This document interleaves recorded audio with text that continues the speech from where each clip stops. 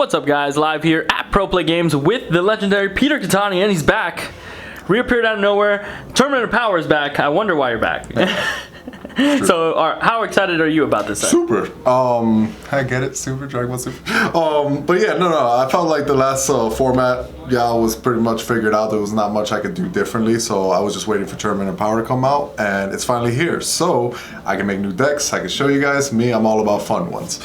Out of all the leaders that came out, the first one I went to was Goku. Reason why is because when you make decks, there's a lot of staples, like Whi's Coercion. If you're automatic playing blue, you're going to put that negate in.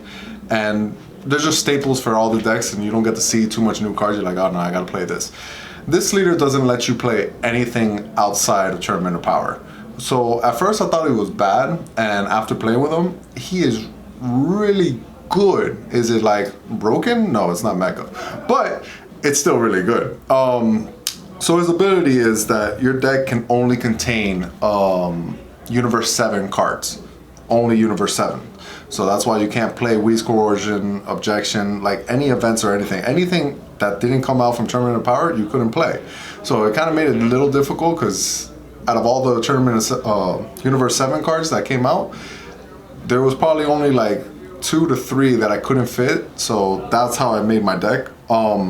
But he makes all the specific costs of a card none. So basically this can be a rainbow deck. It can use all colors and it doesn't matter. It doesn't matter what my energies say. If it's all blue, I can still play a yellow card because the specific cost is gone. So specific cost, so you know, is the 2 colors on the side. That's what specific costs mean. So that's what his ability does. Also, when he swings, his auto is he gets to draw a card and gain 5,000. So he swings for 15 on normal side. So that's huge. Even if they they keep you locked, it's okay. Swing 15 and drawing a card. Super beneficial. Incredible. When he awakens, he untaps 2, which lately I'm becoming more of a fan of. Back then, I just wanted to draw 2. I'm becoming a huge fan of these cards. His awaken side is the same thing. When he swings, he draws a card and gains 5,000. Awesome. But his auto is if he's attacked, you can discard 2 Universe 7 cards from your hand. Of course, they're going to be Universe 7 because your whole deck has to be that, but yeah, they still stated on the card. You can discard 2 cards from your hand to negate the attack. Then this ability is negated for the turn. So you can only do it once, but it's a really good effect. So if you know you have to negate something, that's going to come in. But yeah, let me show you how this deck works. Alright, so this is the deck. A lot of 4-ofs. Again, I couldn't be too fancy not putting in staples and stuff from other sets. This had to be completely Tournament of Power, but still really fun. This Goku, it's a 1-drop that you look at the top 3, pick any Universe 7 card and add it to your hand. Awesome, great 1-drop. Then we got this other 1-drop that's theoretically our negate for the deck because there's no event card that was a negate for Universe 7. But Master Roshi, for 1, you can negate an attack and put him into play. So it gives you a negate attack plus 5k for later on to combo with. I like this better than actually a real negate, so I like this card. I didn't put any 2-drop outside the super combo because the other 2 drops that I know of is Vegeta and Frieza. Frieza grabs a Frieza from the graveyard, and I only play 1 Frieza as a tech. And the Vegeta had barrier, which to me was irrelevant. It was 15 barrier. This deck wasn't super aggressive like that. So I didn't add any 2-drops, so your turn 1 and 2, it's pretty much going to be all him.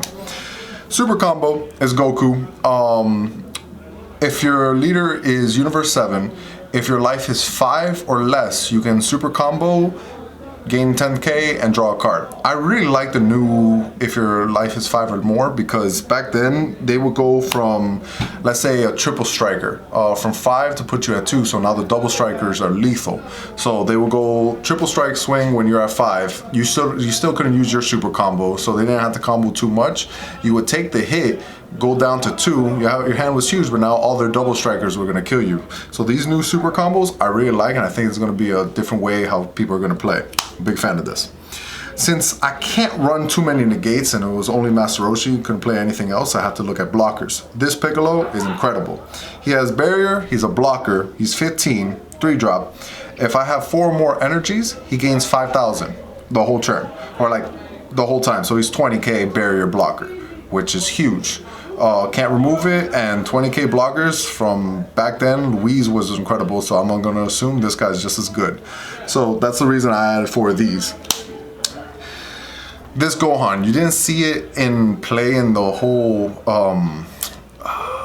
battle series that I had. Sadly, I never drew it in time, but this card is very effective. He has barrier, so unless you have Jiren swinging over it, he's staying on the board. Normally I wouldn't swing with this because his ability is active main. Once per turn, I can check the top 7 of my deck and grab, well, not grab, but I check for a Universe 7 and I can play it by paying its cost. So I look at the top 7, see what I want to play, have to pay the cost, but it's free. At that point, every card that I draw or in my hand is just going to be combo potential, and my whole game plan is going to be through him. I really wanted to show it in Battle Series. I didn't get a chance, but this card is really, really good. Whis. I tried this Whis Beerus package because, again, I'm stuck playing Universe 7 cards. I can't do much. His ability is barrier, so he's protected from getting removed. Again, you need Jiren to get over it unless I swing, but I promise I won't. He reduces the cost of all Beeruses in your hand by 1, which is a big deal because let's say I have these 2 on the field and I use Gohan's ability, check top 7. If I wanted to play Beerus, I will have to pay 5 because it only reduces in the ones in hand. This is still technically the ones in the deck. I never added it to my hand. So that's something you have to know when you're playing this deck. But it reduces Beeruses by 1, so my Beerus, instead of being 5, it will be 4. Also, you can only have 1 on the field, which it's called balance. If, let's say, you had 2 or 3, that would be broken. So no, just 1. Like that. 18 is really good against aggro. In the battle series, I wasn't playing against an aggro deck. It was more control, so you didn't really see this card shine. But if a deck was to go aggro, these cards are huge because when you combo with this and your leader is Universe 7, she comes into play rested. Those cards are just really good because now you have a card to attack what's putting so much pressure. You get to put pressure on the board too. I love these cards. Krillin is theoretically the only pick removal we have. We have another removal that I'll show you afterwards, but when you play this card, you take a life, if your leader is Universe 7, a life added to your hand and can destroy up to a total of 3. So you can destroy 3 1-drops or a 1 or 2-drop, but up to 3. It's not 4 or higher, which is a shame because in that game I needed to kill 4 things. His wolf was way too good, but this guy was the only removal we could play for Universe 7. Multiform Tien Shihan. Again, guys, I'm not a great reader, but I really did try.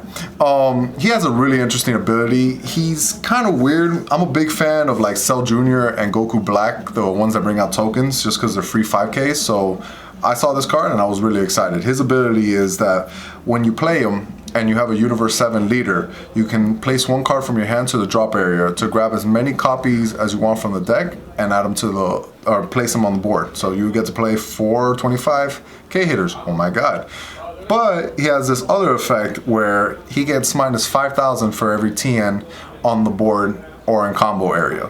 So when you bring all 4 out, this 25, all of them become 5Ks. Horrible. But free 5Ks are still free 5Ks. So like, let's say you bring all 4 out, you can combo 2 of them with like your leader swing. So that's free 10K. And now you have 2 15 hitters on the board. So it is effective. It ain't bad. And again, you can only work with Universe 7 cards. So you got to play what you have. So there was no reason not to play this. This card's actually pretty decent for turn 4. This was a special tech just because like I really wanted to play Frieza, but since I was trying out this deck first, I was like, all right, well, there's no specific cost. It's a 5-drop, and it's not the worst card ever. You didn't see it in the battle series because the wolves, they work in rested, so this card would be pointless. But in other ones, let's say I was going against aggro, it's a pretty strong card. It's 20k dual attack. I love dual attack. It's much better than double strike in my opinion. I can get to remove other things. But when you play it, if you discard a Universe 7 card, pick up to 2 of your opponent's battle area creatures and rest them. They cannot untap the next untap phase, so it locks down pretty good cards. Also, it gets around barrier. From my knowledge, it's the only card that gets around barrier. You're able to pick barrier cards because the card literally says ignore barrier and lock them down. So pretty good. I would say it's good against apes. Problem is they have Planet Vegeta, so you get to lock them down so they can't block and you get to swing. Awesome. But at the end of their turn, those apes are going to stand back up. All right. Beerus. He is interesting, but not a permanent answer. He's annoying for sure, but let's say they have a huge threat on the board, you can't remove it, and that's what I find problem with Beerus. When Beerus attacks a leader, your opponent has to pick a total of mana of 6, cost of 6, so basically up here, from energy, hand, or battle area. So they get to choose what they want to discard or get rid of and put it in the drop area. And it's 6 or more. So let's say they have a 5 and a 3 and they get rid of that, it's 8, it's okay. But it's just cards that they don't care for, they can throw away. It also can be events too. So like, it seems lackluster. It's annoying, like let's say if multiple Beerus are swinging, they have to keep getting rid of stuff, awesome. But just like one Beerus itself swinging doesn't do much. It gets rid of some cards, theoretically too, but I wasn't a big fan, but again, we had to play Universe 7 cards, so we worked with what we have. Alright, the All-Star deck are the next 2 cards, and then 3 is just win more. This card is incredible. Gold Tanks was great because it untapped 2 energy and drew a card, 25 beat stick, double striker. This is double strike, 25 beat stick that when you put it into play, you get to draw a card and untap 1 energy. It's okay, because he actually has an active main. He helps you awaken. You can pick up 2 of your life once per turn, pick up 2 of your lives added to your hand, and he gets a permanent 10k for that turn. So he's a 35 swinging. Really huge. But the fact that he untaps 1 lets you play the big one. This guy, we're never going to pay 8. Let's know that right now. We were never paying 8. But he has EX Evolve for 1. This guy pay 5 energy, untap 1. So I have 1 energy open. I can evolve automatically to this guy at the same turn. By discarding 2 cards, I can evolve by paying 1, put him over him. He has triple attack, meaning he gets to attack 3 times. Critical, also huge, and his auto is when every time he swings, you get to pick a battle card or a card from their hand without looking. Balance. It's a random card from their hand you pick, and they have to put it in the drop area. That's 3 times, so you can get rid of 3 cards out of their hands, 3 cards in the battle area. That's huge. Another really cool play you can do is if you use this ability, active main, gain 10,000, 35. When you evolve, the 10,000 adds to this. Now it's 45 swinging 3 times. Huge. And this is just a win more card, but we have it, so we're going to use it. EX Evolve, it can evolve over this big guy by paying 1 and discarding 1 Universe 7 from your hand. He's ultimate, so you can only have 1 in the deck. He has Victory Strike. Victory Strike means if it does 1 damage, or if it does any damage, you automatically win the game. That's huge. They can have 8 life, it's irrelevant, swing. Did it hit? Perfect. You win the game. Also, his permanent is when this card attacks, it can't be negated. So that's huge. Unless they have a blocker, this guy's swinging and we're going to pump out trying to get that 1 hit. Alright, so that was the deck. I actually had a really good time in this battle series. Other ones, like I just play them and I'm like, oh, okay, this one. This deck was just super fun. If you're interested in playing this or anything from Tournament of Power, all the cards are in PPG right now. They have infinite stock. They open a lot just to sell for you guys. And, they take care of me. They take care of you. Ordered from them. This leader, really appreciate it. I'm gonna see what else I can do with it, even though there's not much. I really liked how he played, so let's see what else happens. The next battle series, I'm gonna need help. Put it on the comments. Out of 2, I'll probably just do like a poll or just roll the dice, flip a coin. Two-Face over here. To see what I'm gonna play next. Don't know, a lot of people have been asking for Jiren. It seems a little hard to make, like competitive, but I'll give it a shot. But yeah, till the next battle series, and hope to see you guys soon.